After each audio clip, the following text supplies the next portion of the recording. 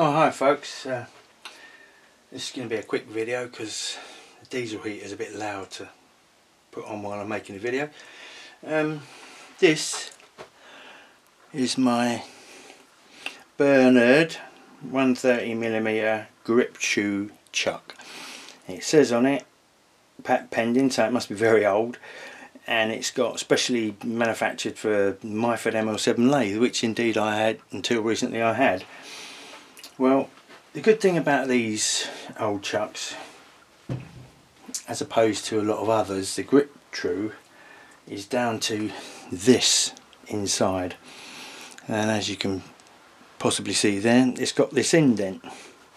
So you put this in from the side of the chuck, it comes along there, and being tapered, it gives you the ability to move this inner piece that way, or that way, or that way. And that's a good thing because you can set it up, have this back plate not locked but snugly tightened onto there, but still with a bit of movement, and then you can put these in, put it on the lathe, put a nice bar in there, put a clock on it, and you can true it up by adjusting these in here. Now when I tried to do that on my new Super 7 here, I noticed that there was no adjustment, and all these were tightened down fully. Undoing them, tightening them made no difference. So what had happened is, I don't know if I can show you here.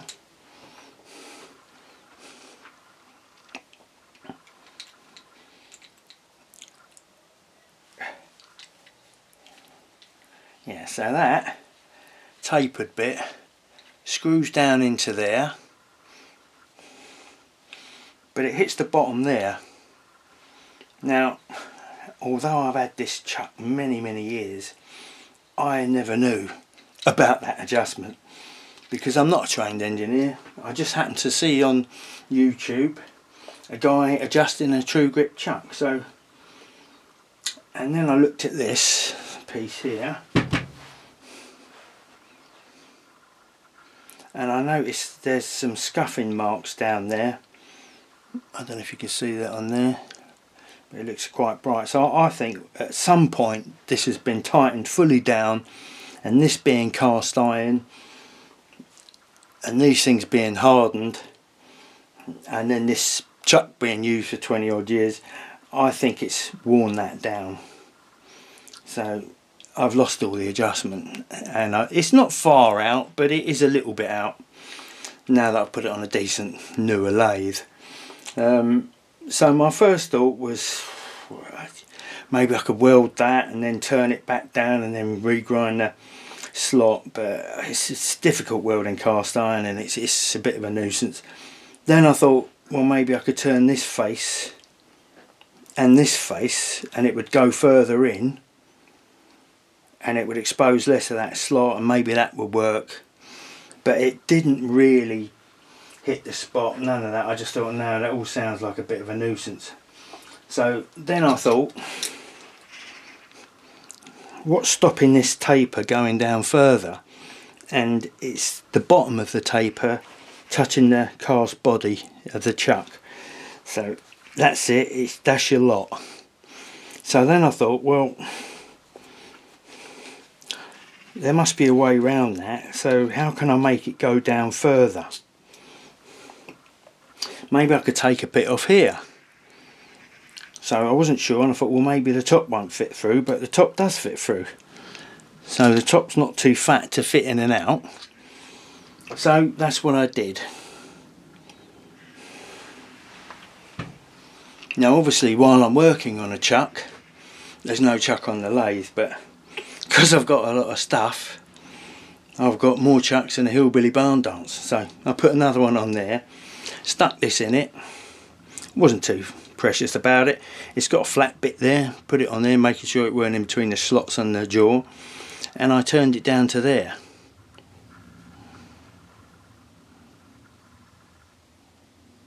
It was a bit hard for the tool breaking through at first because I think this is hardened or case hardened, so that's what I've done.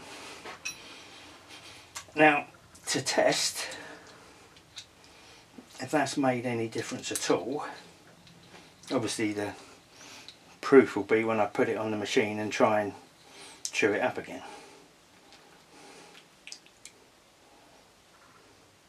But in the meantime, what I've done is I've put that one in there,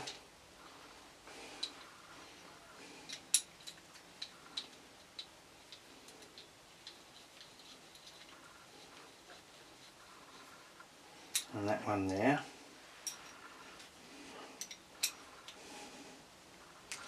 Now I can already see that that threaded taper is further down than it was before. Now 1 second, I'll just go and get my measuring tool.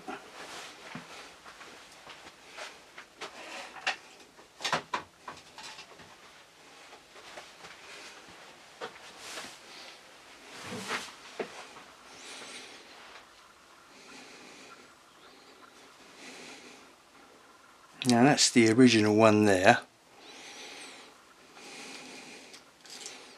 Make sure that's at 0. Make sure that's flat on there, and that's against there.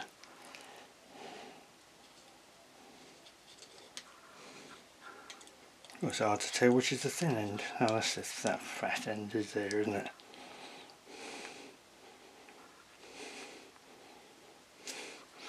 So that's about 5.45 there. And this one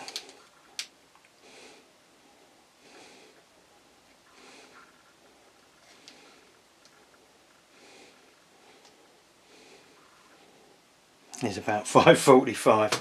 So that must have been the one good taper that was already there. Always check what's going to happen when you're making a YouTube video.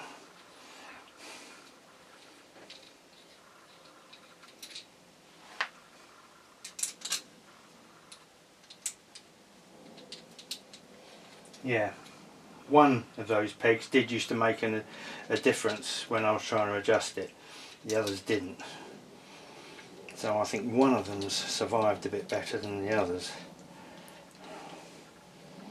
So when I screw that one right down, so this is the one that I've took some meat off of.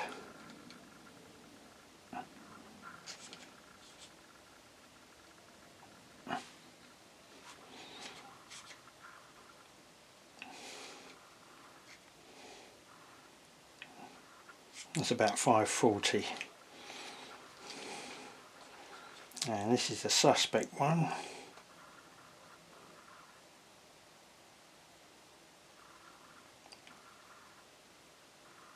And that's about 5.30. So you've got about 10 more thou of push than I had before. So what I'm going to do is I'm going to crack on and do the rest of these, and I'm going to see if that then works, and I shall restart the video then. Cheers. Okay, it was a bit difficult to get the camera where I could see it without me standing in the way or the tool post being in the way.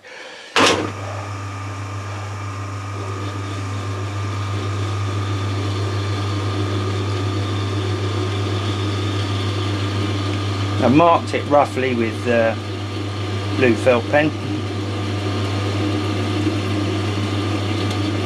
Just give me a rough idea.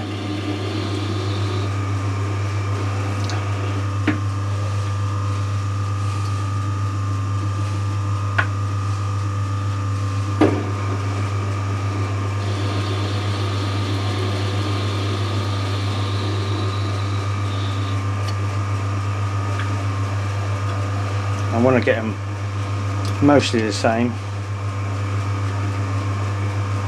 From the middle of there to there is about 8.50, and the middle to there, just a tiny bit more.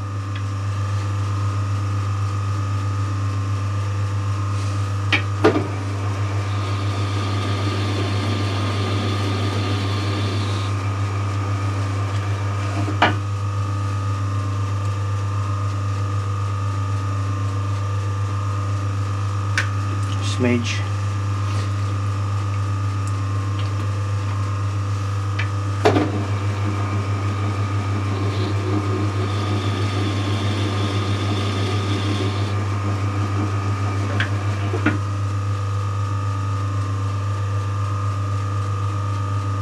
I think that's good enough for rock and roll, as they say. So what I'm going to do now is I'm going to wedge that out of the way. I'm going to take this little file and I'm just going to take the little edge off of there. As I said, I'm not a trained engineer, so don't take anything I say as gospel. Certainly don't do anything you've seen me do. I don't want anyone losing a finger. Now, one thing I will say is, turn that off because you don't want to do that. Don't use the end of the file, because you've got much more chance of hitting that when it comes around, and then it will jar into the back of your hand, which is great if you want to give blood, but not so good if you want to carry on your day. So just give that a little brush there.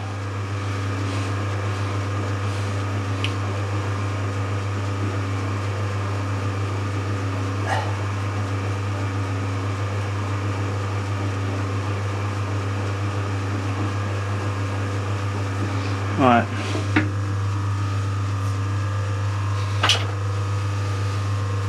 And I'll see you at the next part. Right, so 3 of these turned down a bit.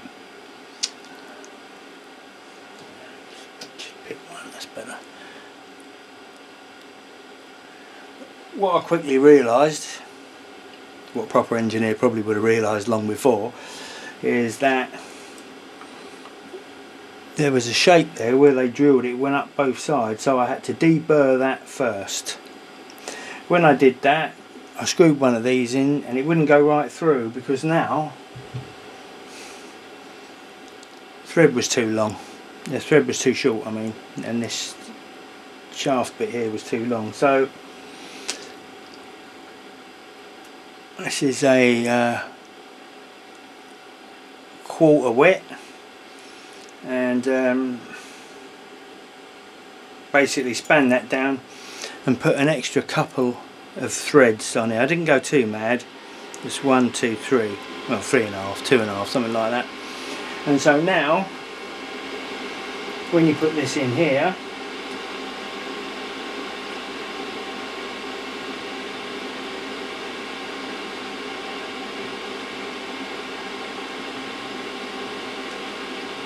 it's still a little tiny bit stiff.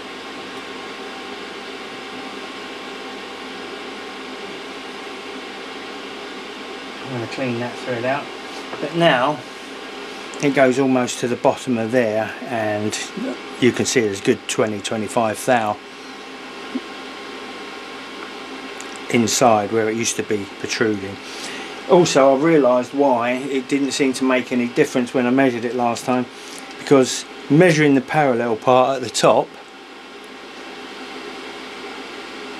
won't make a blind bit of difference, because it's parallel. I should have measured it from the tapered part.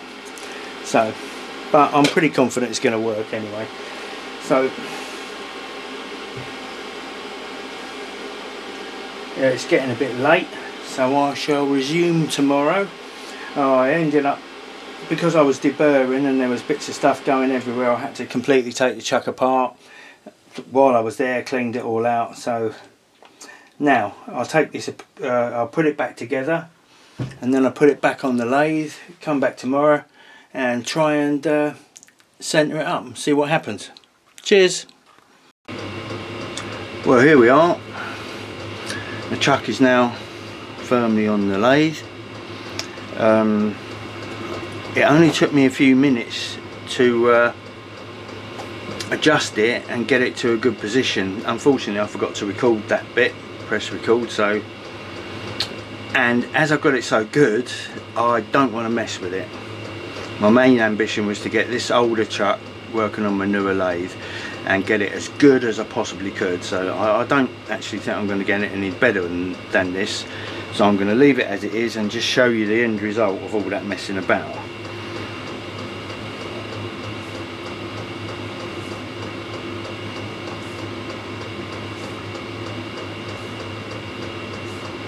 Now, as you can see there's virtually no movement at all. I actually thought it wasn't touching, but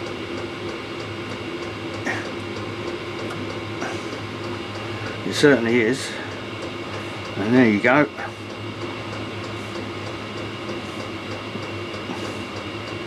If I'm honest, that's better than I thought I would get it. The movement before was about 45 thou when I first put that chuck on this lathe, and although I've been using it for years, I've never had a problem. But when you consider that if you've got a bit of stock and you turn it down, as long as the bed is parallel to the spindle, as long as you take off more material than the amount that it's out, the piece you're making is going to end up parallel anyway. But obviously you want to get as close as possible, and because this is a new lathe, well, new to me, I thought I might as well do everything I can to make everything as good as possible. So thanks for watching, guys. Take care.